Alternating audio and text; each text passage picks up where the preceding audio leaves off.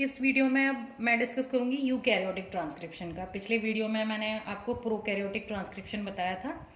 अब हम आते हैं यूकैरियोटिक ट्रांसक्रिप्शन। अब इसमें भी यही होता है कि भाई जैसे यूकैरियोटिक जीनोम जो है कॉम्प्लिकेटेड होता है, तो ट्रांसक्रिप्शन भी जो है इसमें जैसे उसमें तो आरएनए पॉलीमरेज जो है रिकॉग्नाइज करके पूरा इलोंगेशन कर देता है, सिंपली प्रोटीन वो एमआरएनए स्ट्रैंड बना देता है। उसमें था आरएनए पॉलीमरेज एक ही तरीके का होता था, single type of RNA polymerase जो तीनों तरीके के आरएनए को बनाता था।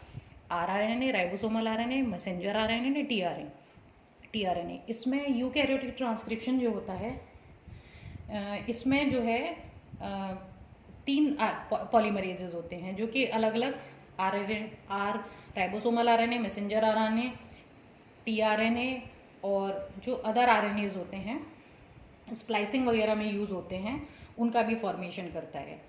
अब हम यूकैरियोटिक ट्रांसक्रिप्शन को शुरू करते हैं। यूकैरियोटिक ट्रांसक्रिप्शन में भी सिंपली डीएनए से आरएनए ट्रांसक्रिप्ट बनता है, प्राइमरी ट्रांसक्रिप्ट जो आरएनए पॉलीमरेज की से बनता है। अब यूकैरियोटिक ट्रांसक्रिप्शन में उसमें यह था कि मोर देन वन प्रोटीन बनता था, कि मोर देन वन जीन जो सिंगल आरएनए मॉलिक्यूल होता था वो उसमें मोर देन वन प्रोटीन बनता था, मतलब मोर देन वन जीन होते थे और more than one gene more than one protein बनाता था।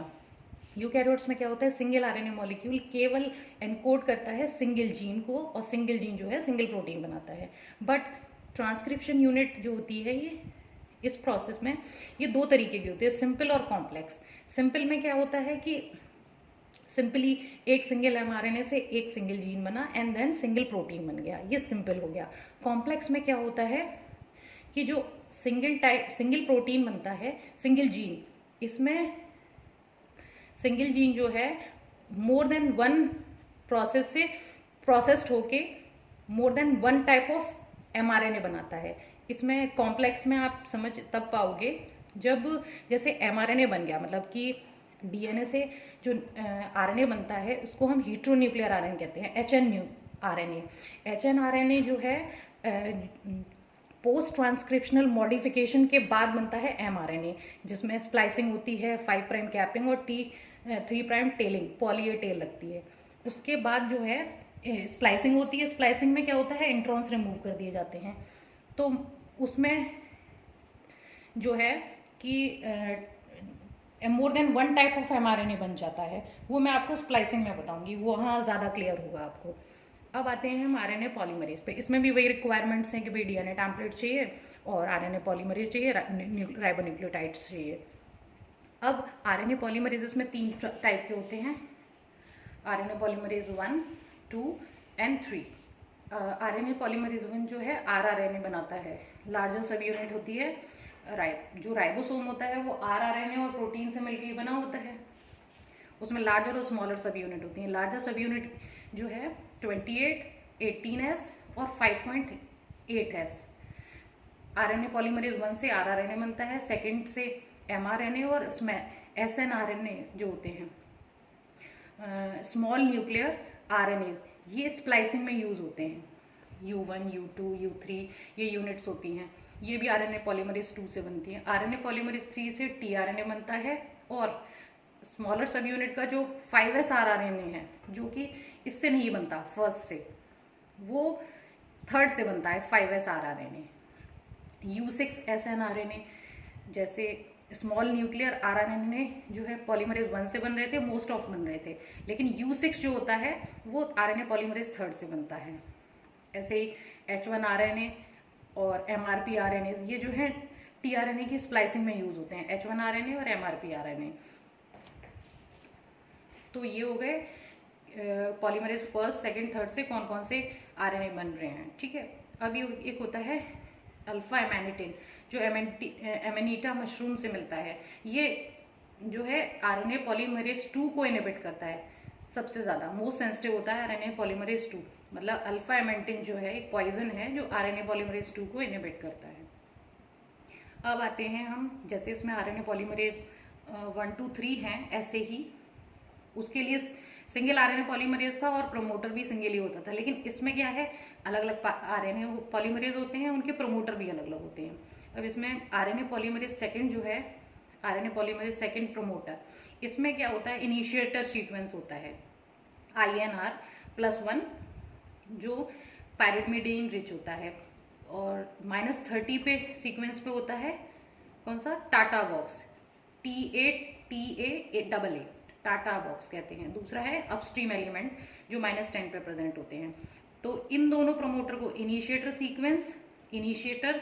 सीक्वेंस और टाटा बॉक्स को हम कहते हैं कोर प्रमोटर, ये जो कहे जाते हैं कोर प्रमोटर। और जो प्रॉक्सिमल प्रमोटर एलिमेंट होते हैं PPE, उसको हम उसमें आते हैं कार्ड बॉक्स और GC बॉक्स, जो है वो जो है 70 और 20 बेस पेयर अपस्ट्रीम सीक्वेंस पे प्रेजेंट होते हैं, प्लस इससे अपस्ट्रीम पे प्रेजेंट होते हैं।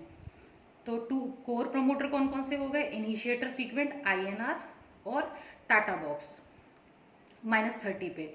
और जो प्रॉक्सिमल प्रमोटर होते हैं वो कार्ड बॉक्स कहा जाता है, CAT बॉक्स और GC बॉक्स कहे जाते हैं, जो 70 to 200 base pair 5 prime and की तरफ होते हैं। और जो इनिशिएटर सीक्वेंस होता है ये पायरिमिडीन रिच होता है, ठीक है, जिसमें साइटोसिन और थायमिन प्रेजेंट होगा।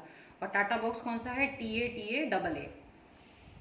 ये है आरएनए पॉलीमरेज सेकंड के प्रमोटर सीक्वेंसेस। अब हम आते हैं आरएनए पॉलीमरेज 1 के प्रमोटर सीक्वेंस। इसमें क्या होता है, कोर प्रमोटर प्रेजेंट होता है, कोर प्रमोटर जो +20 से लेके -40 तक प्रेजेंट होता है, मतलब डाउनस्ट्रीम और अपस्ट्रीम तक प्रेजेंट रहता है, +20 to -40। और अपस्ट्रीम कंट्रोलिंग एलिमेंट होता है वो प्रेजेंट होता है -100 से -180 तक। तो ये हो गया आरएनए पॉलीमरेज 1 का प्रमोटर सीक्वेंस। और ये है RNA polymerase 3 promoter. RNA polymerase 1 से तो केवल राइबोसोमल आरएनए बन रहा था, आरएनए पॉलीमरेज 3 से आपको मैंने बताया था tRNA, 5S RNA, U6 rRNA। तो इन सब के लिए भी प्रमोटर सीक्वेंस जो हैं अलग अलग होते हैं, मतलब tRNA बन रहा है जैसे 5S rRNA है, तो उसके लिए प्रमोटर सीक्वेंस जो है इसमें कहाँ पे हैं, ये डाउनस्ट्रीम में प्रेजेंट हैं। जनरली इन सब में तो अपस्ट्रीम सीक्वेंस थे, प्रमोटर जो है अपस्ट्रीम सीक्वेंस पे प्रेजेंट था, लेकिन आरएनए पॉलीमरेज 3 में क्या होता है, डाउनस्ट्रीम में प्रेजेंट होते हैं ये प्रमोटर्स, जैसे plus box A box C, ये +50 से +70 तक, +80 to +90, ये जो 5S rRNA फॉर्मेशन कर रहा है। ऐसे ही इनिशिएटर सीक्वेंस से इसमें भी ये बॉक्स A बॉक्स C जो है डाउनस्ट्रीम ही प्रेजेंट है।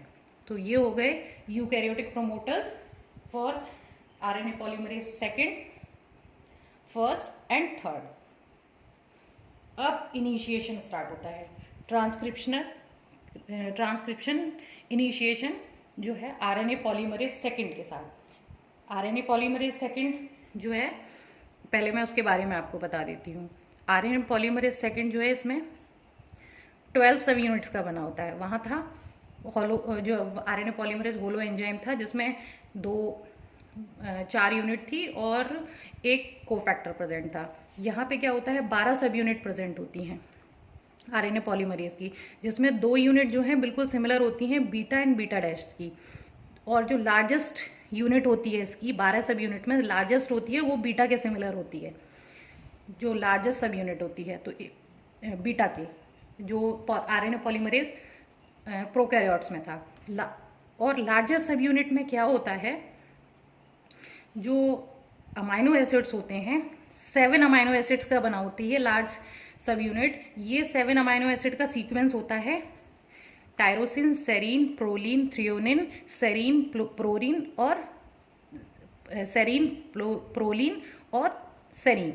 ये हेप्टेड सीक्वेंस होता है जो रिपीटेड होता है, जिसे हम कहते हैं C टर्मिनल की तरफ प्रेजेंट होता है, तो इसे हम कहते हैं कार्बोक्सी टर्मिनल डोमेन,